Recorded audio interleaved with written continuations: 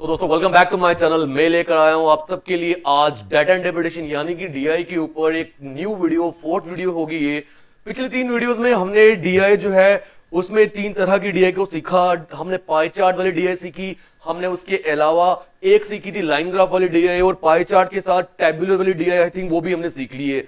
आज जो मैं आपके लिए वीडियो लेकर आया हूं यहाँ पे मैं आपको सिखाने वाला हूँ बार ग्राफ वाली डीआई।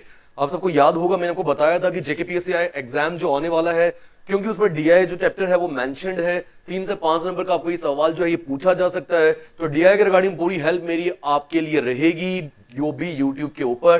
सो सारे जो यूट्यूब के स्टूडेंट्स हैं जो बड़ी देर से वेट कर रहे थे और इंतजार कर रहे थे कि वीडियोस आए, उनको हेल्प हो पाए और आप सबका जो प्यार वो यूं ही बना रहे। तो शुरुआत करेंगे आज हम बार ग्राफ वाली डीआई से, ठीक है।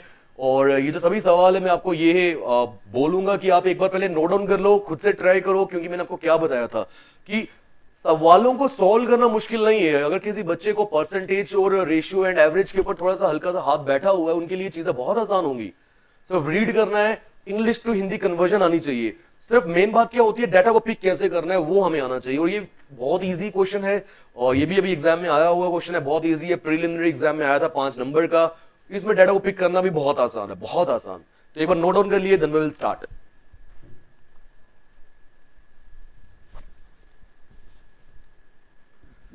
चलिए, अगर आपने नोट कर लिया है वीडियो को पॉज करने के बाद, तो देख लेते क्या बोल रहा है ये। Study the following graph and answer the questions that follow. इस ग्राफ को अच्छे से स्टडी करो, जो भी सवाल आपसे पूछे गए उनका जवाब दो आप, ठीक है। ये लाइन जो है ये ऐसे ही अपना समय जाया करने के लिए लिखी होती है, वहां पे इतना ज्यादा फोकस नहीं करना है आपको। आप सीधा ग्राफ के ऊपर आओ और आप ये देखो कि ग्राफ से कैसे आप एनालाइज कर सकते हो। आपको यहां दिखाया गया ये इंस्टीट्यूट्स हैं, ये डिफरेंट इंस्टीट्यूट्स हो गए, यानी A B C D E F G, ये कुछ इंस्टीट्यूट्स के नाम है, 7 इंस्टीट्यूट। और यहां पे नंबर ऑफ कैंडिडेट्स की बात करी गई है, ठीक। इस ग्राफ ऊपर चलोगे तो नंबर ऑफ कैंडिडेट्स, यहां होगे तो ये इंस्टीट्यूट्स की बात बोल रहा है। नीचे बताया गया number of appeared and passed candidates. आपको इस ग्राफ में अपीयर्ड कैंडिडेट्स भी बताए, किसी भी एक टेस्ट में किसी एक इंस्टीट्यूट से कितने बच्चों ने हिस्सा लिया और कितने बच्चे पास हुए, उनके बारे में इंफॉर्मेशन दी गई है फ्रॉम 7 डिफरेंट इंस्टीट्यूट, 7 अलग अलग इंस्टीट्यूट में, ठीक है।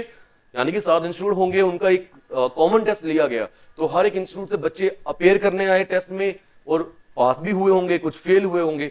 यानी आपको अपीयर्ड स्टूडेंट्स दिए गए, येलो कलर अपीयर्ड स्टूडेंट्स को शो करता है, व्हाइट कलर पास्ड स्टूडेंट्स को शो करता है। मैं आप सबको ये बोलूंगा, अगर हमें ये अपीयर्ड और पास जो है ये शो भी नहीं किया होता, यानी नीचे कलर्स के बारे में जानकारी दी ही नहीं होती, तो क्या फिर हम ये अंदाजा लगा सकते कि अपीयर्ड स्टूडेंट्स कौन से और पास्ड कौन से? बिल्कुल लगा सकते। ये ना भी बताया होता हम फिर भी देख सकते थे किस तरह से। सिंपल सी बात है, अपीयर्ड स्टूडेंट्स जो होंगे उससे छोटा नंबर होगा ना पास्ड स्टूडेंट्स का। यानी यार जो बच्चे टेस्ट में अपेयर करेंगे उसी में से तो पास्ड स्टूडेंट्स जो है वो निकलेंगे ना, तो कभी भी पास्ड का नंबर अपेयर से ज्यादा थोड़ी हो सकता है। तो हमें यहां से पता चल रहा है जो व्हाइट वाला ग्राफ है, बार्स जो है ना, बार्स वो इन्हीं को बोलते हैं, ठीक है। बार ग्राफ तभी नाम बना, ये बार है एक, ठीक है, बार सेट हुआ है। तो आपको दिख रहा है कि व्हाइट ग्राफ जो है वो हमेशा येलो से छोटा है। देखो यहां भी छोटा, यहां भी छोटा, यहां भी, यहां भी, यहां भी, यहां भी, यहां भी। तो इससे मुझे पता चल रहा है कि व्हाइट ग्राफ जो होगा वो पास्ड वाले स्टूडेंट्स होंगे और येलो ग्राफ जो होगा वो अपेयर्ड वाले स्टूडेंट्स होंगे, क्योंकि अपेयर्ड वाले स्टूडेंट्स पास है तो ज्यादा होंगे ना, वहीं से तो अपेयर से तो पास निकलेगा ना। और अगर आपसे फेल्ड स्टूडेंट्स की बात की जाएगी तो अपेयर्ड स्टूडेंट जिन्होंने टेस्ट दिया माइनस करो जितने पास हुए, आपको मिलेगा फेल कितने हुए। मिसाल के तौर पे अगर मैं आपसे पूछूं, मुझे बताइए कि इंस्टीट्यूट ए में से कितने बच्चे फेल हुए? आप बोलो सर पास हुए 15, फेल हुए सॉरी आप बोलोगे अपेयर हुए 15, आप बोलोगे अपेयर हुए 15, उसमें से पास कितने हुए? 5। तो फेल कितने? 15 माइनस 5 दैट इज 10, 10 बच्चे फेल हुए होंगे। अगर मैं इंस्टीट्यूट बी की बात करूं, आपसे मैं पूछ रहा हूं इंस्टीट्यूट बी में पास कितने हुए? सीधा पास वाला ग्राफ देखो 10। अपेयर कितने हुए? सीधा येलो वाला ग्राफ देखो 20। फेल कितने हुए? फेल अपेयर से सर 20, जिसमें से 10 बच्चे पास हो गए तो 10 बच्चे फेल हुए होंगे। तो ये तो अब हम अच्छे से एनालाइज कर सकते हैं। आइए अब सवालों के ऊपर आते हैं बिना समय गवाए। ये वीडियो बहुत इजी रहेगी, बहुत जल्दी कंप्लीट हो जाएगी, मुझे लगता है 15-20 मिनट की रहेगी वीडियो, क्योंकि सवाल जो है उनको सॉल्व करना बहुत आसान है। पहला सवाल, फ्रॉम विच इंस्टीट्यूट, कौन सा ऐसा इंस्टीट्यूट है जहां पर difference between the appeared candidates and the passed candidates maximum, यानी जितने बच्चों ने पेपर दिया और जो पास हुए उनका जो डिफरेंस है, उनका जो डिफरेंस होगा अरे दोस्तों वो तो फिर फेल्ड स्टूडेंट्स की बात कर रहा है, क्योंकि अपेयर्ड का और पास का डिफरेंस तो हमें फेल स्टूडेंट्स बताता है। तो ये इस तरह से भी सवाल पूछ सकता था, बताइए कौन सा ऐसा इंस्टीट्यूट है जहां पर number of failed students maximum है, ये बोल सकता था आपको। समझ रहे हो मेरा पॉइंट? तो दोनों तरीके से सवाल पूछा जा सकता है। तो बहुत सिंपल है, ये आप ग्राफ को देखते साथ अंदाजा लगा सकते हो कि कौन सा ऐसा इंस्टीट्यूट है जहां सबसे ज्यादा बच्चे फेल हुए होंगे। देखो आपके लिए मैं पहले यहां लिख के भी बता देता हूं सभी इंस्टीट्यूट्स के बारे में, ठीक है, एक बार लिख भी देते हैं, फिर मैं बताऊंगा डायरेक्ट ग्राफ से कैसे देखना है। ए बी सी डी ई और एफ, एक जी भी है ना। देखो अगर मैं इंस्टीट्यूट ए की बात करूं तो ए में कितने अपेयर हुए हैं 15, पास कितने 5, फेल कितने हुए होंगे 15 - 5 यानी 10 स्टूडेंट्स जो है वो क्या हुए होंगे, फेल हुए होंगे। ठीक है, यही तो होगा ना difference between passed and appeared. B की बात करूं, अपेयर हुए हैं 20, पास हुए हैं 10। ठीक, अपेयर हुए हैं 20, पास हुए हैं 10, तो खुद बताओ फेल कितने हुए होंगे 20 - 10 यानी यहां भी 10। ठीक है, अगर मैं सी की बात करूं 25 - 15, अपेयर हुए 25, पास हुए 15, यानी यहां भी जो डिफरेंस आएगा वो कितने का आएगा 10 का ही आएगा, है ना। अब डिफरेंस डायरेक्टली लिख सकता हूं ना, यहां भी 10, यहां भी 10, यहां भी 10। इसकी बात करूं डी के लिए 15 - 10 यानी 5, डी के लिए डिफरेंस सीधा मैं लिख रहा हूं 5। ई की बात करूंगा, यहां डिफरेंस 30 - 20 यानी 10। एफ की बात करें 35 - 20, 35 - 20 यानी 15। और अगर मैं जी की बात करूं तो 40 - 35 यानी 5। तो बताओ डिफरेंस मैक्सिमम कब था, फेल्ड स्टूडेंट्स मैक्सिमम किस में आए, हमें क्लियरली ये दिख रहा है एफ सबसे बड़ा नंबर है 15, बाकी सब में 10 या 5 आए। तो एफ इंस्टीट्यूट ऐसा है जो इसका सही जवाब होगा। और क्या ये हमें लिखने की जरूरत थी, बिल्कुल भी नहीं, क्योंकि हम देखते साथ अंदाजा लगा सकते हैं डिफरेंस पूछा गया ना। यानी ये ग्राफ, ये वाला ग्राफ इससे कितना छोटा है, वही बात हो गई ना। आप देखो यहां 10 का गैप है, 10 का है, 10 का है, इधर 5 का हो गया, इधर भी 10 का है, इधर भी 5 का है। ये सबसे मैक्सिमम डिफरेंस है 15 का, क्योंकि 5 के गैप पे जा रही है ना। ये 3 लाइन आ रही है ना, 1 2 3, यानी ये 15 का डिफरेंस मैक्सिमम है। यही इंस्टीट्यूट एफ होगा ऐसा जहां पे फेल्ड स्टूडेंट्स मैक्सिमम होंगे, जहां difference between appear and pass maximum होगा। I hope it got clear to you. Alright, moving on to question second, what is the respective ratio, क्या रिस्पेक्टिव रेशियो है between number of candidates who have failed from institute B, यानी B institute से हमें कौन से candidates उठाने हैं, failed वाले। ठीक है, इस तरह से क्वेश्चन को रीड करके लिख लिया करो, क्योंकि आसानी होगी, फिर दोबारा क्वेश्चन को रीड करने की जरूरत नहीं होगी। And the number of candidates who have appeared from institute F, F से हमने कौन से कैंडिडेट्स को उठाना है जो कि अपीयर हुए हैं। बताओ बी में कितने फेल हुए 20 - 10 यानी 10 फेल हुए। ठीक है, बी में फेल हुए 10, एफ में अपीयर कितने हुए थे, येलो वाली लाइन सीधा 35, 35 अपीयर हुए। बनाओ रेशियो, काम खत्म करो। 5 2 10, 5 7 35, यानी करेक्ट ऑप्शन विल बी 2:7। ये आगे फर्दर सिंप्लीफाई नहीं होता, ऑप्शन थर्ड हमारा बिल्कुल सही जवाब है। क्लियर है, उतार लीजिए, चलते हैं आगे।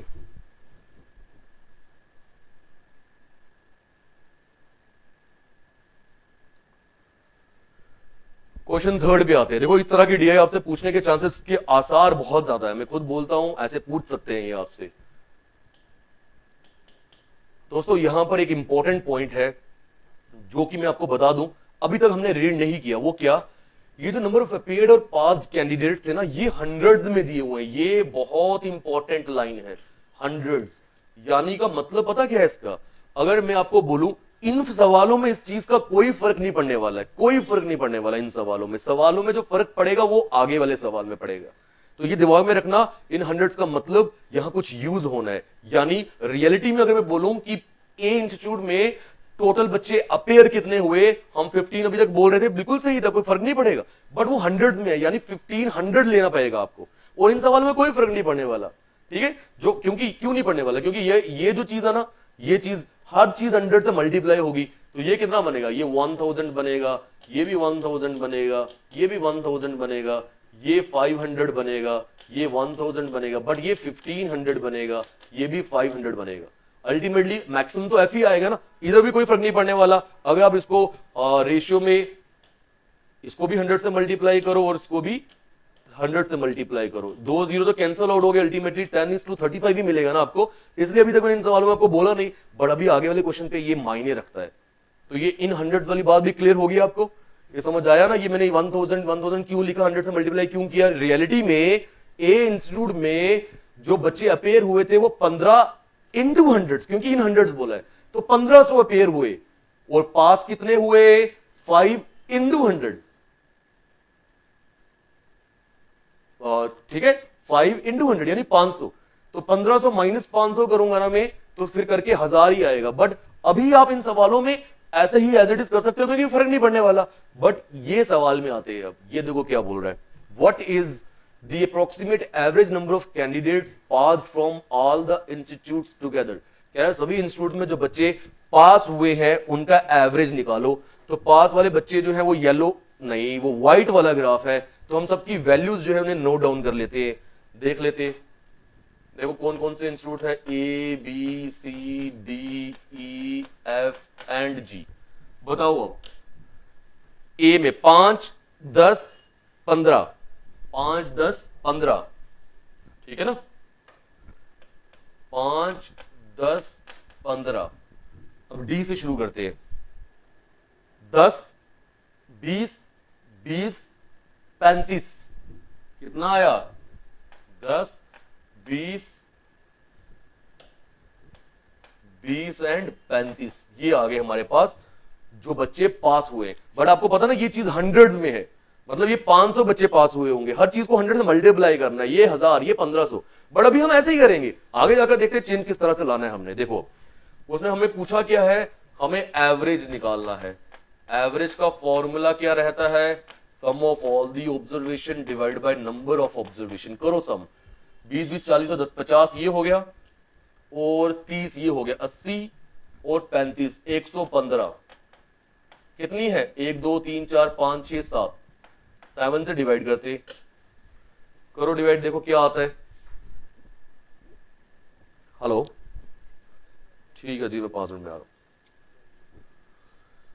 ठीक है। करो सॉल्व, 7 1 7, 7 1 7, 45 हो गया, 7 6 42, ठीक है, 30 बनेगा यानी पॉइंट लगेगा, 7 4 28, 20 यानी 7 2 14, ये चलता रहेगा, इतना ही रहने देते हैं हम।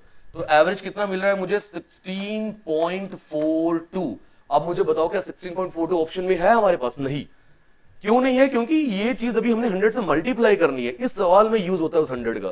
तो अगर मैं इसको 100 से मल्टीप्लाई करूं, आपको समझ आना चाहिए पॉइंट 2 डिजिट आगे चला जाएगा। क्यों, क्योंकि 1642 अपॉन 100 है ना, ये मल्टीप्लाई 100 से करूंगा ये कटेगा, तो 1642 मिल रहा है मुझे। हालांकि आगे भी कोई अगर डिजिट लिखता वो भी आ जाना था, बट कोई फर्क नहीं पड़ने वाला, इससे कोई फर्क नहीं पड़ने वाला। क्यों बोल रहा हूं मैं, हमेशा पॉइंट के बाद 2 डिजिट लिखोगे वो बहुत है। तो हमारा एवरेज मिल रहा है 1642। 1642 भी ऑप्शन में नहीं है, ये तो प्रॉब्लम बन गई दोस्तों। यही बात बता रहा हूं, यहां इन्होंने आपको एक शब्द का इस्तेमाल करवाया है, अप्रोक्सीमेट। अप्रोक्सीमेट मतलब इसके करीब कौन सा ऑप्शन है।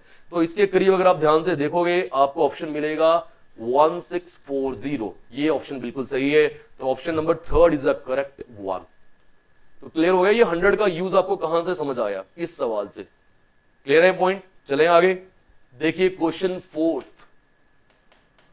तो मैं आपको बोल रहा हूं हर डीआई में कुछ ना कुछ सीखने को मिलेगा। अभी हमें यही सीखने को मिला, कभी कभी ऐसा भी होता है कि ये 100 इस तरह से दिया हो, कुछ सवालों में फर्क नहीं पड़ेगा बट कुछ सवालों में फर्क पड़ेगा भी।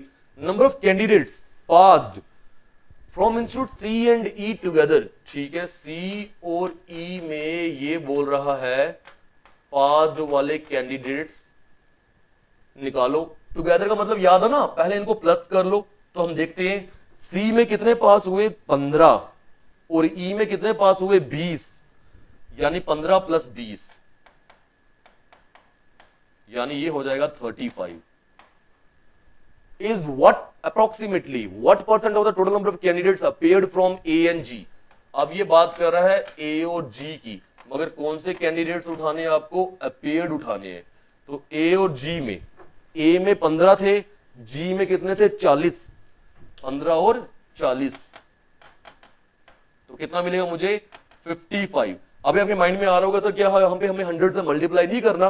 तो देखो परसेंटेज है ना, जब 100 से मल्टीप्लाई करोगे न्यूमिनेटर में भी आएगा, डिनोमिनेटर में भी आएगा, अल्टीमेटली कैंसल आउट हो जाएगा। अभी दिखाता हूं कैसे। तो इन्होंने बोला क्या है कि ये जो बच्चे हैं जो सी और ई इंस्टीट्यूट्स में पास हुए वो कितना परसेंट है? जो बच्चे ए और जी में अपेयर हुए, इसने व्हाट परसेंट मोर नहीं बोला, व्हाट परसेंट लेस नहीं बोला, सीधा परसेंटेज कितना है ये बोला। यानी न्यूमिनेटर में आएगा 35, डिनोमिनेटर में आएगा 55 मल्टीप्लाइड बाय 100 आपका आंसर होगा। अब आपके मन में जो सवाल था कि सर हम इसको 3500 और 5500 क्यों नहीं लिख रहे? देखो अगर यहां भी मल्टीप्लाई करते 100 से, यहां भी 100 से, अल्टीमेटली ये कैंसिल आउट हो जाना था, कोई फर्क पड़ना नहीं था, इसलिए हमें लिखने की जरूरत नहीं पड़ी। अब अगर आप देखो 5 7 से 35, 5 11 से 55, यानी मुझे मिल रहा है 700 डिवाइड बाय 11। तो 11 6 जा 66, ये बचा 40, 11 3 जा 33, ये बचा 7 पॉइंट लगेगा, पॉइंट लगेगा 70 बनेगा। 11 6 जा 66, ये चलता रहेगा, ये चलता रहेगा। तो 63.6 मुझे मिल रहा है, क्योंकि इन्होंने अप्रोक्सीमेटली पूछा था। तो 63.6 के अप्रोक्सीमेटली करीब ऑप्शन कौन सा है? वो 64 है, यही आपका सही जवाब होगा। क्लियर है? समझ आ गया आपको? तो इस सवाल में भी सीखने के लिए चीजें थी, आई होप आपको समझ आया होगा। उतारिए, नेक्स्ट क्वेश्चन पे चलते हैं।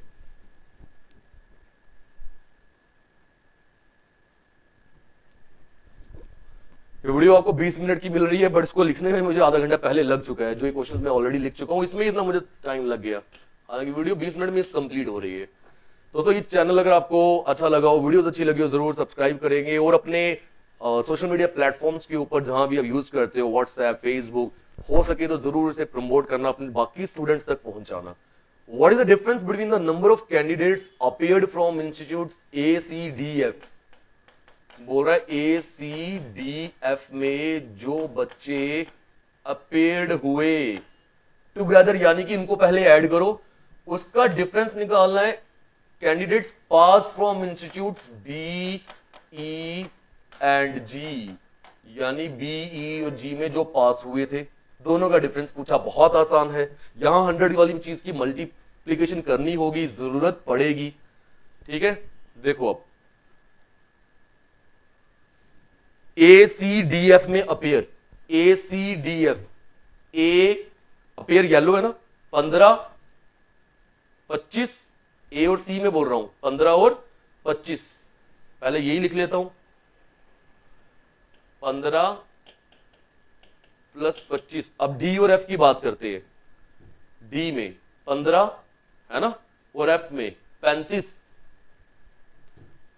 15 और 35, ये थे अपीयर। बी, ई और जी में पास वाले देखने हैं। बी 10, ई 20 और जी 35। 10 20 35, 10 20 35, इनको मैं क्या ऐड कर रहा हूं? क्योंकि वर्ड टुगेदर का इस्तेमाल हुआ है।